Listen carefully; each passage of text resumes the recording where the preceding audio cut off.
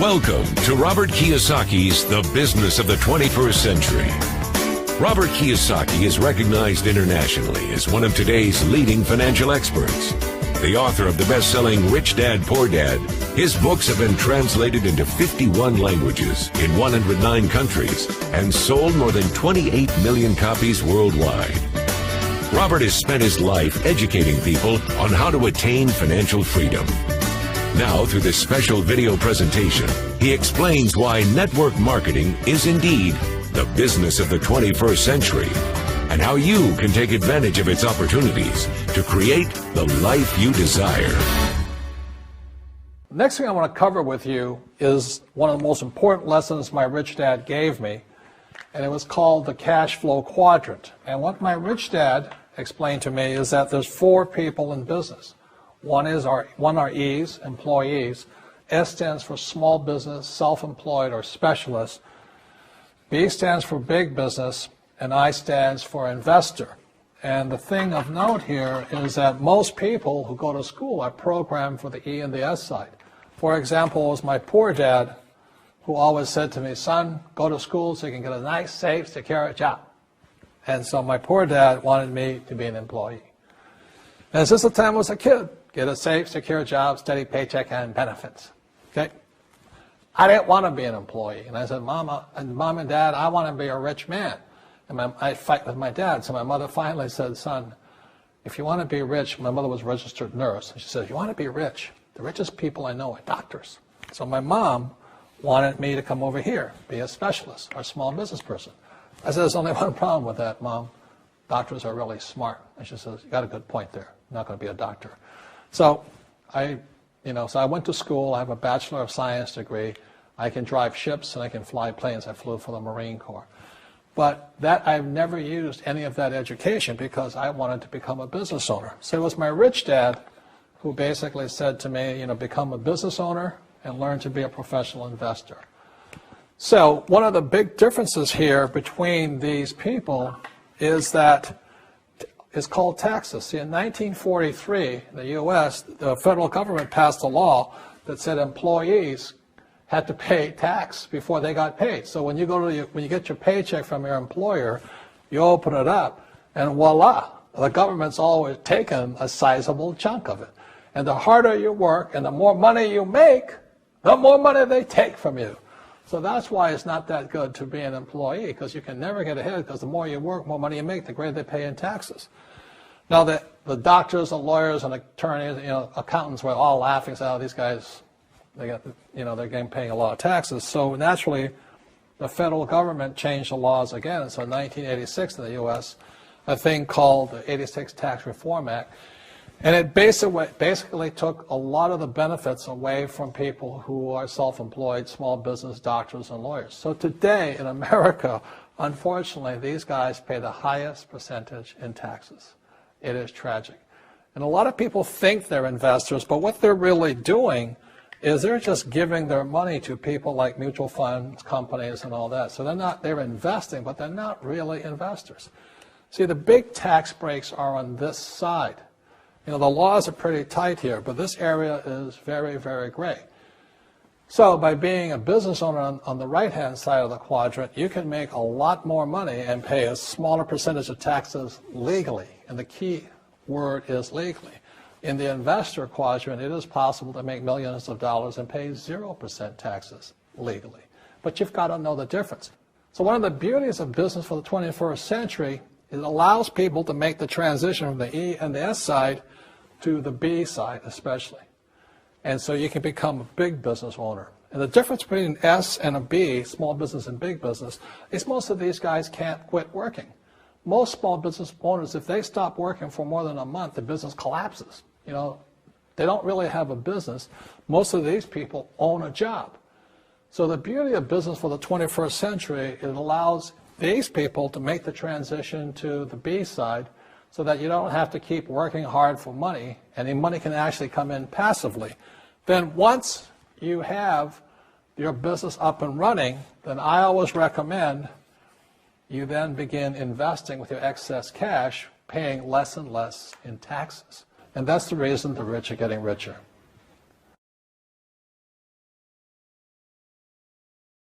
So Rich Dad, Poor Dad is a very simple story of my two dads. My real dad was the head of education for the state of Hawaii. Great guy, PhD, like I said, head of education, smart guy, but he also ran for lieutenant governor of the state of Hawaii as a Republican. Unfortunately, he lost, and he ultimately died poor, so that's why I call him my poor dad. My rich dad, on the other hand, didn't finish school, but he ultimately became one of the richest men in Hawaii. So he was my best friend's father, and starting when I was just the age of 9, my rich dad began teaching me about money and business and why the rich are getting richer and why there's this big gap between the rich and everybody else today. So Rich Dad is a very simple, true story about two fathers, Rich Dad and Poor Dad, tell their two sons about money. And it was my poor dad always said, go to school, get a job, work hard, and all that stuff. And my rich dad says, you'll never get rich doing that. You'll never be a free man.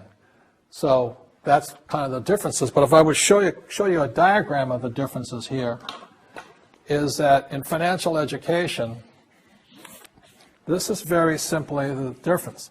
Because there's no financial education in our school, most people do not understand financial statements. So this here is income, expense, assets, and liabilities. And the reason my poor dad was poor, it was very simple. Because he couldn't read a financial statement because he don't have financial education in school. He was financially illiterate, although a PhD. And my poor dad always said, our house is an asset. And my rich dad said, your father may be well educated, but he can't tell assets from liabilities. So very simply, my rich dad said to me, assets, whether you work or not, put money in your pocket. So when a banker looks at your financial statement, the banker looks at this and says, oh, you have assets and you're putting money in your pocket. And if you look at your house, it's really a liability because every month it takes money from your pocket. Now I can hear people say, well, it's, I don't have any debt on it, but still every month you have insurance, you have upkeep and expenses to it. So very simply, the reason I'm a rich man today was I knew the difference between assets and liabilities. And I get richer and richer because every year I add more assets to my balance sheet here. And so that's one of the biggest differences. And as my rich dad often said to me, he says, son, my banker has never asked me for my report card. My banker wants to see my financial statement because it's your financial statement that shows how high your financial IQ is. How smart are you with money? If you're very smart with money, the banker will give you as much money as you want because you know how to make money with money. If you're not very smart about money, all the banker will give you is a credit card and a home loan. So those are some of the differences between my rich dad and my poor dad. And if you stay tuned, you'll find out how you too can create assets instead of liabilities. Because if you're going to survive in the 21st century, you need more assets than liabilities.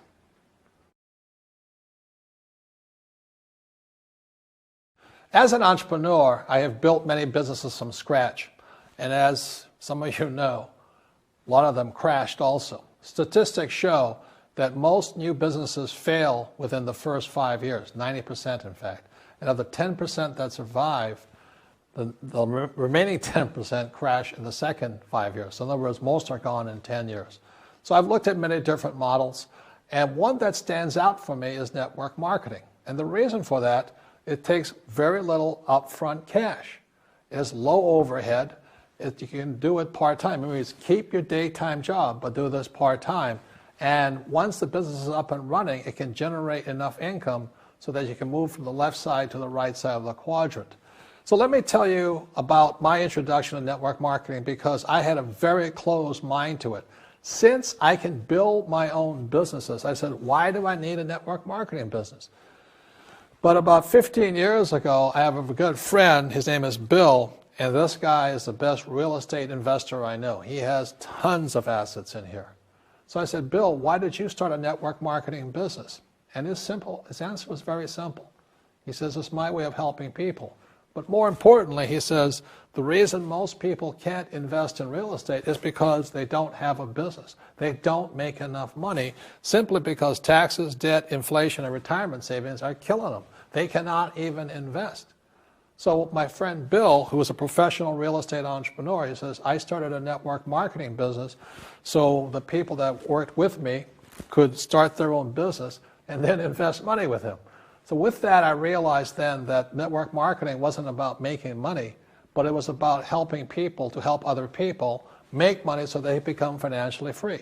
So the beauty of network marketing, I said, like it's very low entry point, doesn't take much money, you can do it part-time. And where you profit is in most big corporations is they spend millions, sometimes billions of dollars in advertising.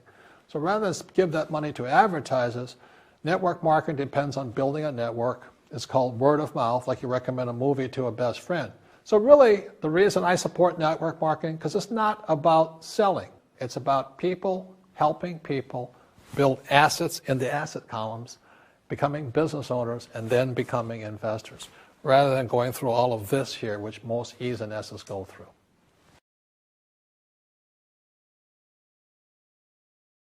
As you know, with this financial crisis, it is the E's and S's who are getting crushed.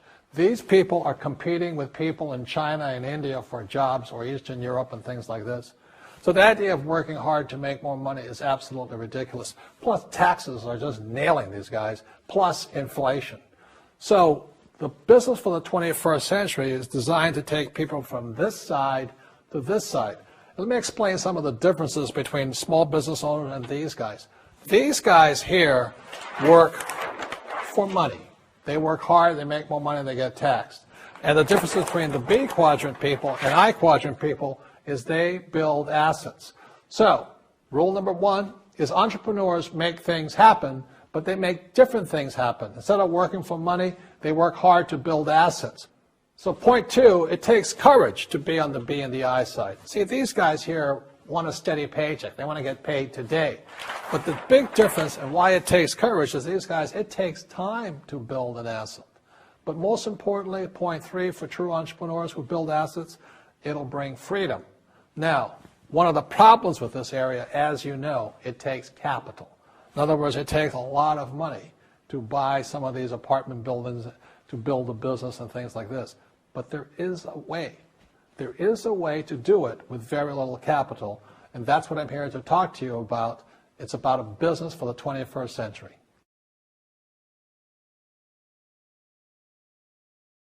In this segment, I want to talk to young people, people who have not yet decided what they're going to do for the rest of their lives. You know, maybe you're in school or about to get in school or whatever you're going to do. But as I said, it was my poor dad always said, go to school and get a safe, secure job. Unfortunately, in this financial crisis, many young people are coming out of school deep in college debt or college loans, and they can't find a job. I saw some stats that for young men 18 to like 25, if you're white, 19% of them are not finding jobs, even if they have a college degree. And for African Americans between 19 and about 25, 30% of them can't find a job. So my message to you is this, is wake up. Right now, before you get a job, before you get trapped in the corporate world or trying to climb the corporate ladder and make other people happy, and they don't really care about you because they're only here to invest for these guys only want for the investors, you know. You got to make a decision.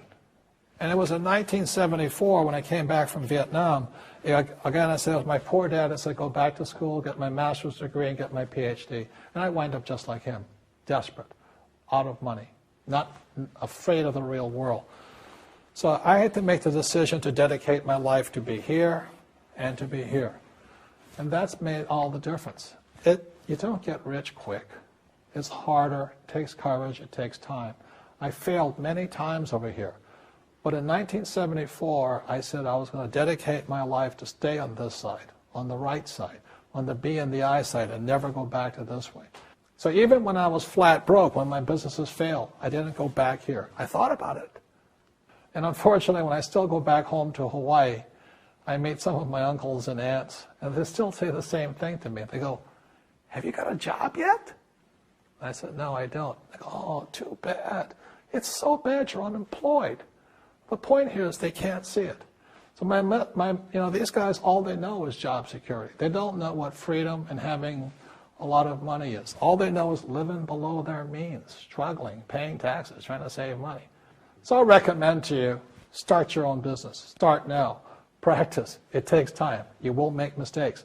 But it's one of the best experiences because if you're successful and you persevere and you're determined, you will find a freedom and an abundance of wealth these people will never know. In this section, I want to talk to you about a different kind of quadrant. Years ago, I found out there was 4 kinds of people in the world. You know, one type are people who must be right. These people know all the right answers. They went to school, they know everything. You can't tell them anything. This is not a good business for them because their minds are too set. Another kind of person is a person who must be comfortable. You know, the house could be on fire, but they're still watching TV, eating a hot dog, watching what's going on in the world. These people are toast because the world economy is not coming back. The world economy has moved on.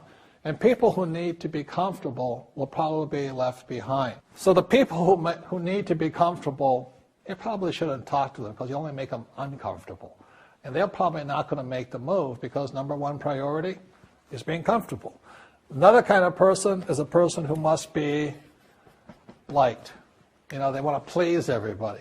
This is probably not the business for them either, you know, because they want somebody else's approval. They want to be the good little boy or girl saying, I did the right thing, didn't I? You like me, don't you? And so they'll probably not be successful in the 21st century because they'll probably want to be liked by people who have to be right. And people want to be comfortable. All right, good, be comfortable. All right, you're very right. You know, that's probably being liked. But the business for the people of the 21st century are people who must win. And that's where I am at. One of the best things I was taught in the Marine Corps and at military school is not how many times you get knocked down, it's how many times you stand up. When somebody knocks you back, what do? Oh, you hurt my feelings? You'll probably not be successful. The world will probably pass you by. Because as I said, the world economy is moved on. It's not coming back. So winners will win, but winning takes sacrifice. Success takes sacrifice. And these are the people who will do best in business of the 21st century. So when you're talking to people, you know, about this business, you have to look at them and ask yourself, is this person really just going to be liked and they'll tell you what you want to hear? Or they're going to argue with you because they know all the right answers, or they're going to get very upset with you if we're disturbing them. So what you're looking for in the network marketing business are people who want to win, people who know the economy has moved on. You'll find every race, gender, age, and background in network marketing. But what they really want to do is they want to win. It really is a true playing field in the world, but not for these people. These people will be left behind. Network marketing is for people who want to win because network marketing is the business model of the future. If you want the government to take care of you, then just keep doing what you want to do. It is possible for everyone to win, but the problem is you've got to commit to it. You've got to say, this is what I'm going to do. I'm going to dedicate 5 years of my life. You want to look at the leaders and say, those are the people I want to be like. Those are the kinds of people I want to hang out with. That's what you got to say to yourself. And I want to help other people do what I want to do and win in life. And that's why I support network marketing, because it really is the business for the 21st century.